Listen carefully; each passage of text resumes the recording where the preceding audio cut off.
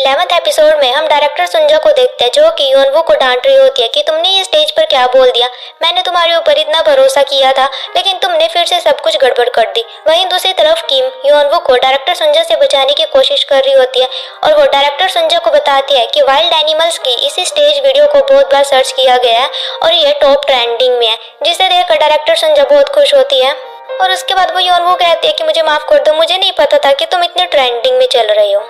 और तभी वहाँ पर उनकी एक एम्प्लॉय आती है और वो डायरेक्टर सुंजा को बताती है कि अभी अभी हमें कोरियन अवार्ड सेरेमनी शो से कॉल आया है और वो चाहते हैं कि वाइल्ड एनिमल्स भी उस शो को अटेंड करे। और ये सुनकर डायरेक्टर सुंजा काफी खुश हो जाती है। उसके बाद हम योनवू को देखते हैं और तभी वहाँ पर छुपते हुए किम आती है। तो योनवू किम को कहता है कि तुम ऐसे क्यों आ रही हो। तो किम कहती है कि मैं नहीं चाहती कि हमारे बारे में बातें बने। तो योनवू कहता है कि अभी तो यहाँ कोई भी नहीं है। तो किम कहती है कि पता नहीं चलता कब कहाँ से कौन सा रिपोर्टर निकल कर आ जाए। उसके बाद किम योनवू कहती है कि तुम एविल बॉय बैंड के मेंबर्स को गोब्लिन में बदलने से क्यों रोक रहे हो। तुमने तो कहा था कि अगर तुमने गोब्लिन को पकड़ लिया तो तुम लॉर्ड एड्रिन से मिल सकते हो। तो योनवू से बताता है कि एविल बॉय के एक लड़के ने मुझसे हेल्प मांगी है और मैंने उसकी हेल्प करने का प्रॉमिस किया। और रही बात लॉर्ड एड्रिन की, अभी मेरा कोई भी प्लान नहीं है लॉर्ड एड्रिन से मिलने का। तो ये सुनकर किम कहती है कि क्या ये मेरी वजह से है। और वो कहती है कि मैं नहीं चाहती कि मेरी वजह से तुम सफर करो। अगर तुम लॉर्ड एड्रिन से मिलना चाहते हो तो तुम मिल सकते हो और तुम्हारा जो भी डिसीजन होगा मैं उसमें तुम्हारा साथ दूंगी। और ये सुनकर योनवू किम के पास आकर बैठ जाता है और वो उसका हाथ पकड़ लेता है और वो उससे कहता है कि ये मैं अपनी मर्जी से कर रहा हूँ। और वो किम से पूछता है कि एविल बॉय बैंड को जीतने से रोकने के लिए हम कैसे रोक सकते हैं। तो किम उससे कहते हैं कि मुझे तो ऐसे ही लग रहा है कि एविल बॉय बैंड ही जीतेगा क्योंकि इन्होंने बहुत सारे अवार्ड जीते हैं। लेकिन अगर इन्होंने अवार्ड सेरेमनी में कोई सीन क्रिएट कर दिया तो शायद तुम लोग इसे हरा सकते हो। ये सुनकर योनवू किम को कहता है कि तुम तो जीनियस हो। उसके बाद हम जोवुन को देखते हैं जो कि बेघरों की तरह रोड पर बैठा होता है और उसकी हालत काफी खराब लग रही होती है। और तभी वहाँ पर एक आदमी आता है और वो जोवुन को देखकर कहता है कि यहाँ पर इतनी ठंड है, तुम यहाँ पर क्यों बैठे हो। तो जोवुन उस आदमी को कहता है कि प्लीज मेरी हेल्प करो। उसके बाद वो आदमी जोवुन को कुछ ड्रिंक देता है और वो उससे पूछता है कि तुम यहाँ पर क्यों बैठे हो, तुम्हारी फैमिली कहाँ है, क्या तुम्हारे पास रहने के लिए कोई घर है। तो जोवुन उससे कहता है कि मेरी कोई भी फैमिली नहीं है लेकिन मेरी एक लवर थी और उसके साथ रहने के लिए मैं जितना कर सकता था मैंने उतना किया, लेकिन अभी बहुत टाइम से हम मिले नहीं हैं। तो वो बूढ़ा आदमी कहता है कि तुम्हें देखकर लग रहा है कि तुम मुझसे काफी प्यार करते हो और वो उससे कहता है कि अभी तुम काफी यंग हो, तुम फिर से अपने पाँव पर खड़े हो जाओगे। तो जोवुन उसे कहता है कि मुझे लगता है कि तुम्हारी हेल्प से मैं फिर से अपने पाँव पर खड़ा हो सकता हूँ। तो वो आदमी हंसते हुए कहता है कि तुम्हें क्या लगता है कि एक कंस्ट्रक्शन वर्कर तुम्हारी हेल्प कर सकता है। तो जोवुन उसे कहता है कि हाँ तुम मेरी हेल्प कर सकते हो और इस सीन को यहीं पर कट कर दिया जाता है। उसके बाद हम डायरेक्टर सुंजा को देखते हैं जो कि ड्रीम में देख रही होती है कि वो और वूसिल काफी ड्रंक होते हैं और वूसिल उसे कह रहा होता है कि तुम मुझसे ब्रेकअप क्यों चाहती हो। और वूसिल डायरेक्टर सुंजा को कहता है कि अगर wild animals artist of the year award जीत जाते हैं तो हम फिर से रिलेशनशिप में आ जाएंगे। और उसके बाद वूसिल डायरेक्टर सुंजा को किस कर देता है और तभी हम देखते हैं कि डायरेक्टर सुंजा की आंख खुलती है और वो उठते ही कहती है कि शुक्र ये सपना है, ऐसा बिल्कुल भी नहीं होना चाहिए। उसके बाद हम वाइल्ड एनिमल और एविल बॉय बैंड को देखते हैं जो कि प्रैक्टिस के लिए आए हुए होते हैं। तो जोंग से अपने मेंबर्स को कहता है कि ये हमारे लिए एक अच्छी अपॉर्चुनिटी है और हमें अपना 100% देना है। तभी वहाँ पर उनका टीचर आता है और वो कहता है कि प्रैक्टिस करना स्टार्ट करो। उसके बाद वो दोनों ग्रुप परफॉर्म करना स्टार्ट कर देते हैं लेकिन वाइल्ड एनिमल्स की परफॉर्मेंस इतनी अच्छी नहीं होती है। वहीं दूसरी तरफ एविल बॉय बैंड की परफॉर्मेंस काफी अच्छी होती है और उनमें से राकिन तो सबसे अच्छा परफॉर्म करता है। ये देखकर जियोंग से वहाँ से चला जाता है और उसके बाद जियोंग से बाहर जाकर बैठ जाता है और वो काफी सैड होता है। और तभी हमें जियोंग का वही पास सीन दिखाया जाता है जब वो अपनी माँ से मिलने के लिए हॉस्पिटल जाता है और उसे वहाँ पर वो लेडी मिलती है जो कि पोंटिफेक्स की दुनिया से होती है। और वो जियोंग को कहती है कि तुम्हारी माँ ने बिल्कुल सही कहा था कि तुम काफी हैंडसम हो। तो जियोंग उससे कहता है कि मैंने तुम्हें पहचाना नहीं। तो वो लेडी कहती है कि तुम्हारी माँ काफी अच्छी है और मैं चाहती हूँ कि वो जल्दी से ठीक हो जाए। तो वो लेडी कहती है कि तुमने क्या होंगवुड डे ग्रुप के बारे में सुना है। तो जियोंग से कहता है कि हाँ मैंने सुना तो है। तो वो लेडी कहती है कि हम चाहते हैं कि तुम उस ग्रुप में ज्वाइन करो। और वो कहती है कि इस ग्रुप को ज्वाइन करने के बाद तुम्हारे पास फेमस होने की काफी सारी अपॉर्चुनिटी होगी। और वो उसे कहती है कि तुम इस ग्रुप में योनवू के साथ ज्वाइन कर सकते हो। तो जियोंग कहता है कि तुम मुझे ये ऑफर क्यों दे रहे हो और तुम अपने ग्रुप में योनवू को क्यों चाहते हो। तो वो लेडी कहती है कि योनवू के बारे में काफी सारे र्यूमर्स फैले हुए थे तो हम योनवू की हेल्प करना चाहते हैं और इसलिए तुम योनवू के साथ मिलकर हमारे ग्रुप को ज्वाइन कर सकते हो। और तभी सीन प्रेजेंट की तरफ शिफ्ट होता है जहाँ पर हम जियोंग को देखते हैं और वो काफी परेशान होता है।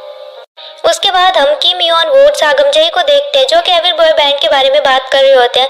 तो किम कहते हैं कि मैंने सुना है कि एविल बॉय बैंड ने आज प्रैक्टिस के दौरान काफी अच्छा किया है और मुझे तो लगता है कि वही जीत जाएंगे। तो योनवू कहता है कि मुझे लगता है कि ऐसा इसलिए है क्योंकि वो गोबलिन में बदल रहे हैं। उसके बाद वो सागमजई को कहता है कि क्या तुम अपने फ्रेंड्स को कहकर उन्हें किडनैप नहीं करवा सकते। तो सागमजी कहता है कि ये काफी रिस्की होगा, इससे मेरी आइडेंटिटी एक्सपोज हो सकती है। तो योनवू कहता है कि किम तो तुम्हारे बारे में पहले से ही जानती है। तो सागमजी कहता है कि मैं जल्दी उसकी सारी मेमोरीज इरेज कर दूंगा। तो योनवू से गुस्से में कहता है कि ऐसा करने की हिम्मत भी मत करना। उसके बाद किम कहती है कि ये सब बातें बंद करो और मुझे लगता है कि हमें एविल बॉय बैंड के उस मेंबर के बारे में सोचना चाहिए जो कि गोबलिन में बदल रहा है। तो सागमजाई कहता है कि मुझे लगता है कि ये सब कुछ लॉर्ड राइडन की वजह से हो रहा है।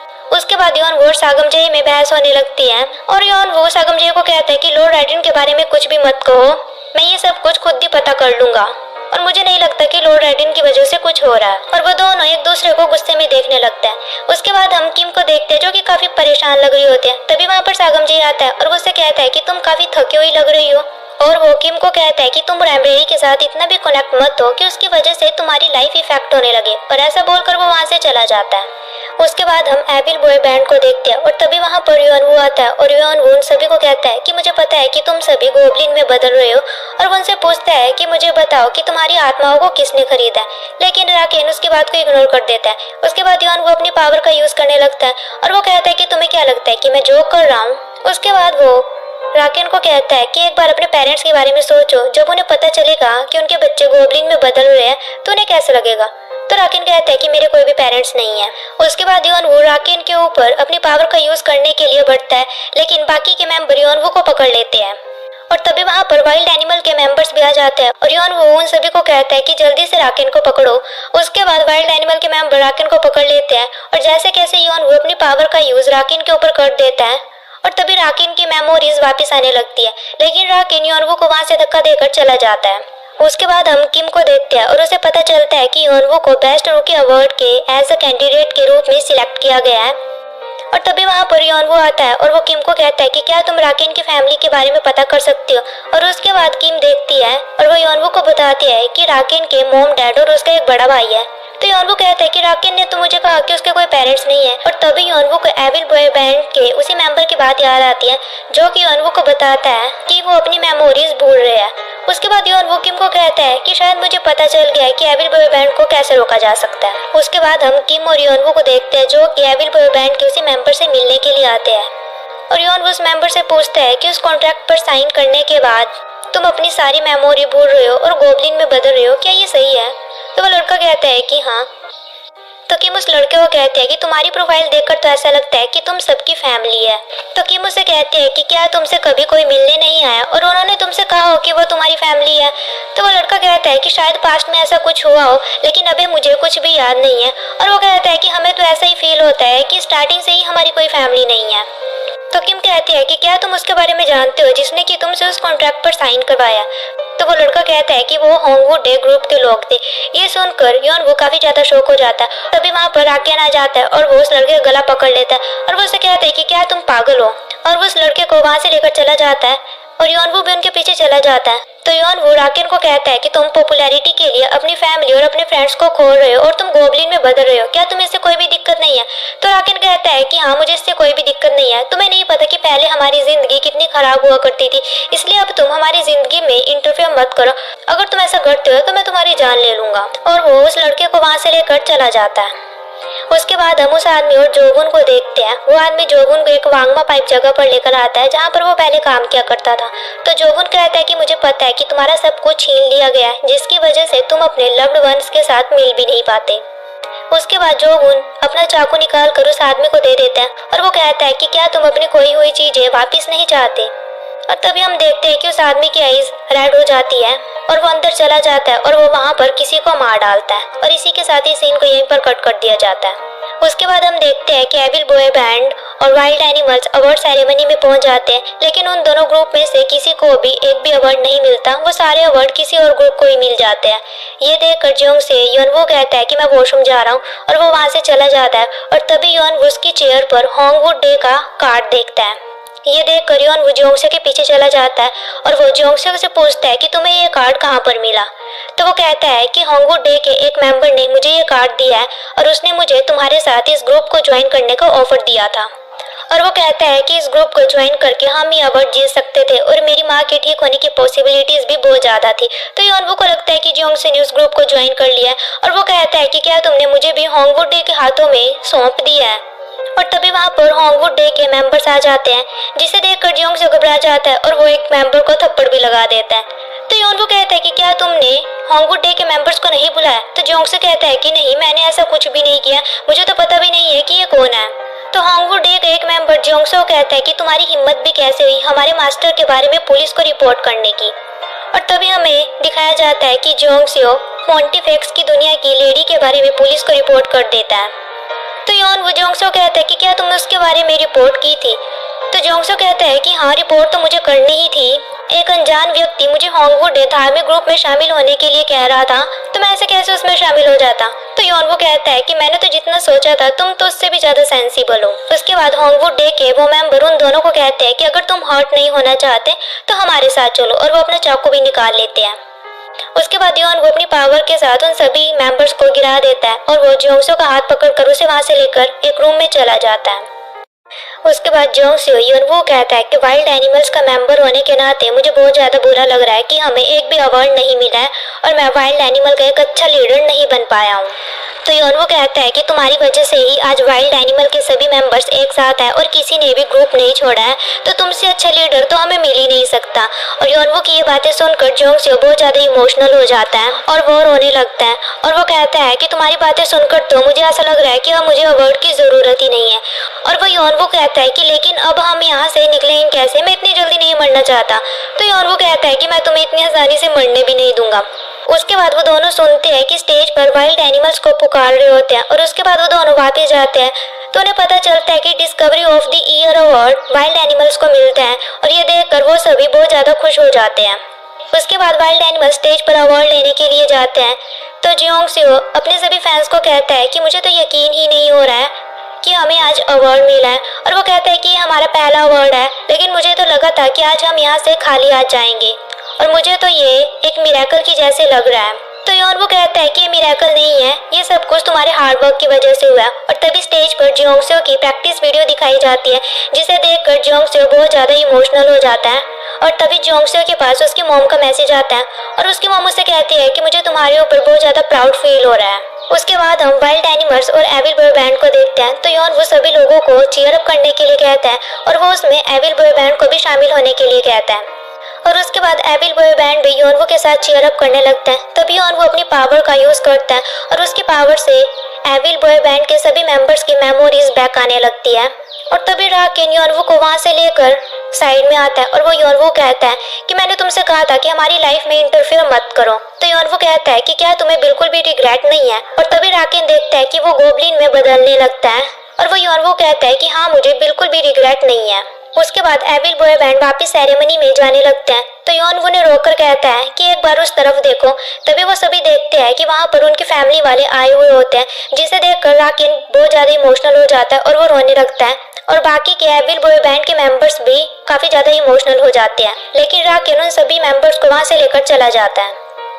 उसके बाद वाइल्ड एनिमल्स की स्टेज पर परफॉर्मेंस होनी होती है और वो स्टेज पर परफॉर्म करने के लिए चले जाते हैं। लेकिन तभी योनवू देखता है कि वहाँ पर जितने भी लोग होते हैं वो सभी पोज हो जाते हैं। और तभी वो देखते हैं कि वहाँ पर जोवुन का ब्लैक मैजिक आता है और उसके बाद वाइल्ड एनिमल्स के सभी मेंबर्स की आईज रेड हो जाती है। और तभी वहाँ पर जोवुन अपनी तलवार लेकर आ जाता है और वो योनवू के ऊपर अटैक कर देता है।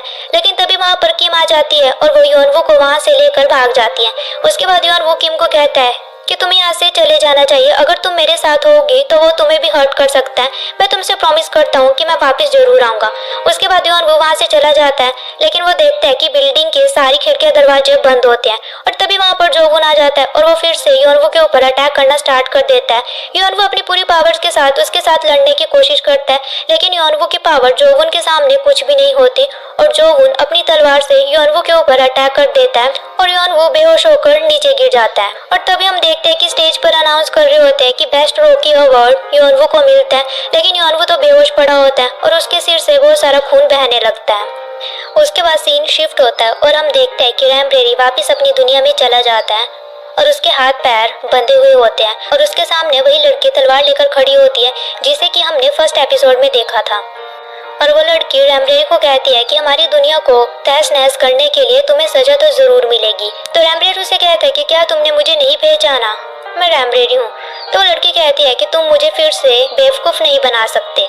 उसके बाद हमें पास्ट के कुछ मोमेंट दिखाए जाते हैं जहाँ पर वो लड़की नोटिस करते हैं कि रैम्ब्रेरी बहुत अलग बिहेव कर रहा होता है, क्योंकि वो रैम्ब्रेरी नहीं बल्कि वो योनवू होता है। और वो देखती है कि रैम्ब्रेरी को तो ढंग से घुड़सवारी भी करनी नहीं आ रही होती है। और उसके बाद वो योनवू के सामने तलवार लेकर खड़ी हो जाती है और वो उससे पूछती है कि आखिर तुम हो कौन और तुमने पॉन्टिफेक्स के साथ क्या किया है। तो योनवू कहता है कि मैं इसके बारे में कुछ भी नहीं जानता, लेकिन मैं एक इंसान हूँ और मैं कोरिया में आइडल हूँ, मुझे नहीं पता कि मैं यहाँ पर कैसे पहुँच गया।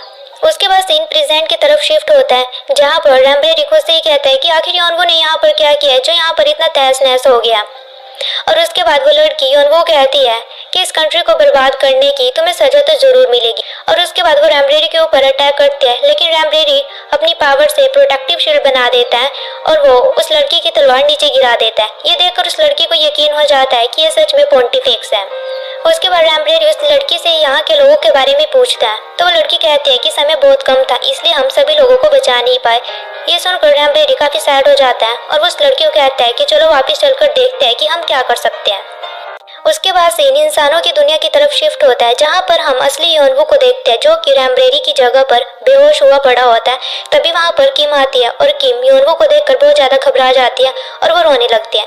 उसके बाद हम देखते हैं कि किम योनवू को हॉस्पिटल लेकर जाती है और तभी वो न्यूज़ देखती है कि न्यूज़ पर होंगवू डे ग्रुप के बारे में बता रहे होते हैं कि होंगवू डे ग्रुप प्यार के साथ भरा पड़ा है। तभी वहाँ पर सागमजाई आता है और वो किम को कहता है कि होंगवू डे ग्रुप इंसानों की सोल्स को इकट्ठा कर रहा है और उन्हें गोब्लिन में बदल रहा है और ग्रीन रीपर्स की पावर उनके ऊपर काम नहीं कर रही है, सिर्फ रैम्ब्रेरी की पावर से होंगवू डे के ऊपर काम कर सकती है। और उसके बाद किम योनवू के हाथ पर किस करती है, लेकिन उसे कुछ भी फील नहीं होता। और तभी योनवू होश में आ जाता है और वो किम को कहता है कि तुम कौन हो। और वो कहता है कि मुझे लगता है कि मैं अपनी दुनिया में वापस आ गया हूँ, क्योंकि पहले तो मैं उस दुनिया में पॉन्टिफेक्स था। और ये सुनकर किम बहुत ज्यादा शॉक हो जाती है। उसके बाद सीन रैम्ब्रेरी की दुनिया की तरफ शिफ्ट होता है और रैम्ब्रेरी लॉर्ड रैटिन के सामने जाकर झुक जाता है और वो उसे कहता है कि ये सारी मेरी गलती है, मैं तुम्हारे लोगों को प्रोटेक्ट नहीं कर पाया। अगर तुम मुझे पनिश करना चाहते हो तो तुम मुझे पनिश कर सकते हो। और तभी वहाँ पर उनकी देवता लॉर्ड रैटिन आ जाती है जो कि काफी इंजर्ड होती है और वो वहाँ पर नीचे गिर जाती है। और वो योनवू कहती है कि मैं तुम्हें कैसे पनिश कर सकती हूँ, इसमें तुम्हारी बिल्कुल भी गलती नहीं है। और वो कहती है कि मुझे पता ही नहीं चला कि एविल वन कब इतना ज्यादा पावरफुल हो गया, मतलब कि वो जोगुन की बात कर रहे होते हैं। तो योनवू से कहता है कि हम उसे कैसे रोक सकते हैं। तो लॉर्ड राइडिन कहती है कि अभी जैसी हमारी सिचुएशन है हम उसे नहीं रोक पाएंगे, लेकिन एक तरीका है जिससे कि हम उसे रोक सकते हैं। तो योनवू कहता है कि मुझे बताओ, मैं उसे रोकने के लिए कुछ भी कर सकता हूँ। तो वो योनवू को बताती है कि एविल वन अलग अलग दुनिया से पावर्स इकट्ठी कर रहा है और एविल वन को रोकने के लिए तुम्हें मरना होगा, लेकिन मैं ऐसा बिल्कुल भी नहीं कर सकती क्योंकि तुम्हारी बिल्कुल भी गलती नहीं है। ये सब कुछ मेरी वजह से हुआ है। होंगवू डे के मास्टर ने मुझे बेवकूफ बना दिया और वो मेरी सारी पावर्स लेकर चली गई है और आफ्टर लाइफ का ब्रश भी उन्होंने ही चोरी किया। और वो कहती है कि मैं तो देवता बनने के लायक भी नहीं हूँ। तो योनवू से कहता है कि तुम खुद को दोष मत दो। और वो कहता है कि जिस दिन तुमने मुझे बचाया था उसी दिन मैंने अपनी लाइफ तुम्हारे हवाले कर दी थी और मैं लॉर्ड राइडिन के लोगों को बचाने के लिए कुछ भी कर सकता हूँ। तो लॉर्ड राइडिन कहती है कि तुम्हें खुद को मारने की बिल्कुल भी जरूरत नहीं है, तुम बस यहाँ के लोगों को लेकर भाग जाओ। तो योनवू कहता है कि नहीं, मैं ऐसा बिल्कुल भी नहीं कर सकता, इस दुनिया को तुम्हारी जरूरत है और एविल वन को रोकने के लिए मुझे खुद को खत्म करना ही पड़ेगा। उसके बाद लॉर्ड राइडिन मान जाती है और वो योनवू को एक चाकू देती है। उसके बाद योनवू उस चाकू से खुद को मारने की कोशिश करता है। उसके बाद सीन इंसानी दुनिया की तरफ शिफ्ट होता है और योनवू हाथ जोड़कर बोल रहा होता है कि तुमने तो मुझसे वादा किया था कि तुम मुझे पॉन्टिफेक्स बना दोगी, लेकिन तुमने मुझे वापस इस दुनिया में क्यों भेजा। ये सुनकर किम योनवू कहते हैं कि तुम किसकी बात कर रहे हो, तुमसे किसने वादा किया था कि वो तुम्हें पॉन्टिफेक्स बना देगी। तो योनवू कहता है कि लॉर्ड राइडिन ने मुझसे वादा किया था। और तभी हमें पता चलता है कि लॉर्ड राइडिन एविल वन के साथ ही मिली हुई होती है। उसके बाद सीन रैम्ब्रेरी की तरफ शिफ्ट होता है और रैम्ब्रेरी खुद को मारने की कोशिश कर रहा होता है, लेकिन वो लॉर्ड राइडिन को कहता है कि अगली बार किसी मास्टर और पॉन्टिफेक्स को अपॉइंट करने से पहले उन्हें ढंग से जज कर लेना। और तभी लॉर्ड राइडिन स्माइलिंग फेस के साथ कहती है कि मैंने तो इमेजिन भी नहीं किया था कि हमारी मास्टर एविल वन के साथ मिली हुई है। ये सुनकर योनवू लॉर्ड रेडन को कहता है कि तुम्हें कैसे पता कि हमारी मास्टर एविल वन के साथ मिली हुई है। आफ्टर लाइफ का ब्रश चुराने के बाद तो तुम्हारा उसके साथ कांटेक्ट भी नहीं हुआ है। क्या तुम्हें पहले से ही सब कुछ पता था? उसके बाद लॉर्ड रेडन योनवू को अपना असली चेहरा दिखा देती है और वो कहती है कि क्या तुम मुझ पर शक कर रहे हो? और वो योनवू कहती है कि तुम मेरे बिना कुछ भी नहीं हो, मैंने ही तुम्हें क्रिएट किया है। इसके नाते मैं तुम्हारी पेरेंट हूँ और अब समय आ गया है कि तुम्हें मेरे लिए अपनी जान देनी होगी। ये सुनकर योनवू बहुत ज्यादा शॉक हो जाता है। उसके बाद लॉर्ड रेडरिन रैम्ब्रेरी के ऊपर अपनी पावर्स का यूज करती है और वो उसे कहती है कि तुमने मुझे बताया है कि यहाँ से सभी लोग बचकर माउंटेन पर छुपे हुए हैं। मुझे लगता है कि मेरे को वहाँ पर एविल वन की सेना को भेज देना चाहिए।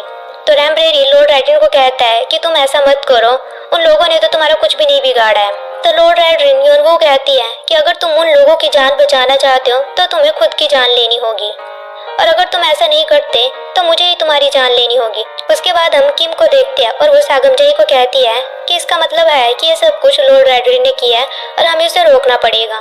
तो सागमजाई कहता है कि लॉर्ड रेडरिन एविल वन से भी ज्यादा पावरफुल है और उसे रोकना बहुत ज्यादा मुश्किल है। तो किम कहती है कि मतलब कि उस दुनिया में रैम्ब्रेरी खतरे में है। उसके बाद हम देखते हैं कि सागमजाई किम को अपनी महारानी के पास लेकर जाता है। तो उसकी महारानी सागमजाई को कहते हैं कि एक इंसान को तुम यहाँ पर कैसे लेकर आ सकते हो? तो सागमजाई कहता है कि किम रैम्ब्रेरी को देखना चाहती है। तो महारानी किम को कहती है कि तुम्हें इस चीज में इन्वॉल्व होने के लिए किसने कहा? तो किम कहती है कि मैं वाइल्ड एनिमल की मैनेजर हूँ और मैं रैम्ब्रेरी को देखना चाहती हूँ, प्लीज मुझे उसे एक बार देखने दीजिए। तो महारानी कहती है कि ठीक है, मैं तुम्हें उसे देखने दूंगी, लेकिन तुम्हें वापस भेजने के बाद हम तुम्हारी मेमोरी इरेज कर देंगे। ये सुनकर किम चौंक जाती है। वहीं दूसरी तरफ हम रैम्ब्रेरी को देखते हैं और वो लॉर्ड रेडरिन को कहता है कि तुम इतने सालों से निर्दोष लोगों को और पोंटिफेक्स को मार रहे हो सिर्फ अपनी पावर्स बढ़ाने के लिए, तुम ऐसा कैसे कर सकते हो? उसके बाद रैम्ब्रेरी गुस्से में लॉर्ड रेडरिन की मूर्ति को तोड़ देता है और इससे लॉर्ड रेडरिन को तकलीफ होने लगती है।